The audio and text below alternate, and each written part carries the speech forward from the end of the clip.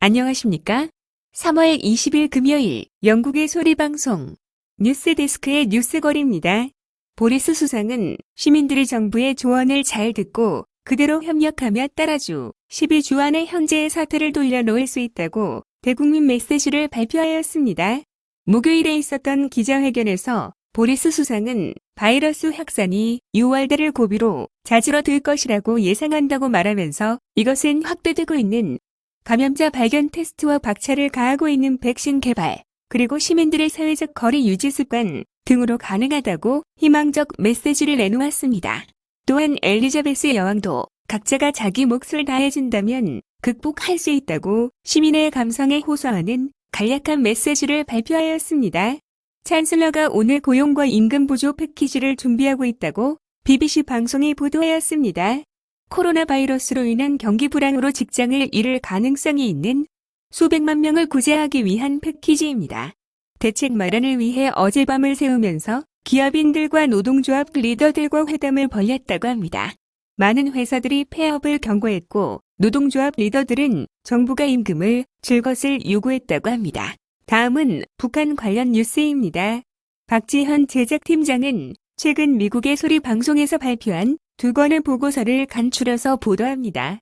멋째는 북한이 아직도 절대 빈곤 상태라는 것입니다. 오스트리아 빈 대학교 경제학과 연구진은 최근 발표한 보고서에서 2018년 북한의 경제 규모를 추정한 결과 전체 주민의 60%에 해당하는 1,500만 명이 절대 빈곤 상태라고 밝혔습니다. 또한 주민 1인당 국민 총생산 GDP를 790달러라고 추정하였습니다.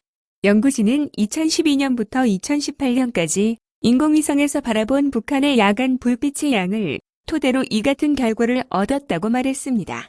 야간 불빛은 통계 자료가 부족하거나 조작된 국가 또는 저개발 국가의 경제활동을 살펴볼 수 있는 지표로 사용되어 왔습니다. 절대 빈곤이란 가구소득이 일정 수준 이하로 개인이나 가족 구성원이 식량과 거주지, 안전한 식수, 교육, 보건 등의 기본적 필요를 충족할 수 없는 상태를 가리킵니다. 지난 2012년부터 2018년 사이 북한의 야간 불빛 해양을 보면 첫 해에는 점차 늘다가 2013년부터 2015년 사이 40% 정도 감소했고 보고서는 전기 생산을 수력에 의존하는 북한이 당시 심각한 가뭄을 겪었기 때문인 것으로 풀이했습니다.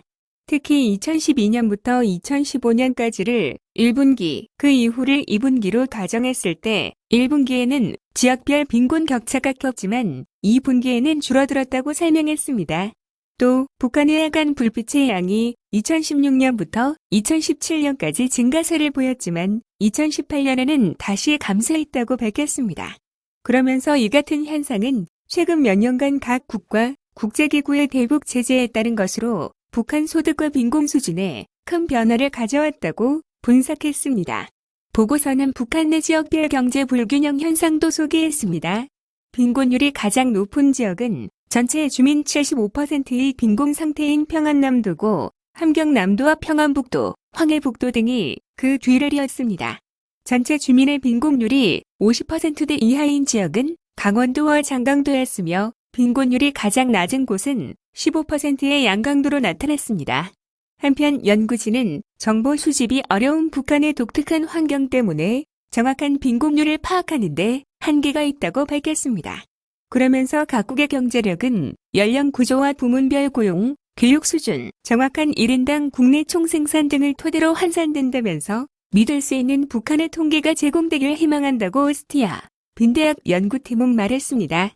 또 한 가지 보고는 북한이 26년째 경제 자유지수에서 세계 최하위인 182에 머물렀습니다. 워싱턴의 민간 연구단체인 헤리티지 재단은 17일 발표한 경제 자유지수 보고서에서 북한이 100점 만점에서 4.2점을 받아 올해도 최하위를 기록했다고 밝혔습니다. 북한은 이 단체가 1975년부터 발표하는 경제 자유지수 순위에서 최하위를 벗어나지 못하고 있으며 특히 북한의 올해 점수는 지난해보다 1.7점 더 낮아지면서 작년에 이어 올해도 179위를 기록한 베네수엘라와의 점수 격차가 더 커졌다고 미국의 소리 방송은 보도하였습니다. 시청해주셔서 감사합니다. 기사가 재미있으셨다면 구독과 좋아요를 눌러주십시오. 감사합니다.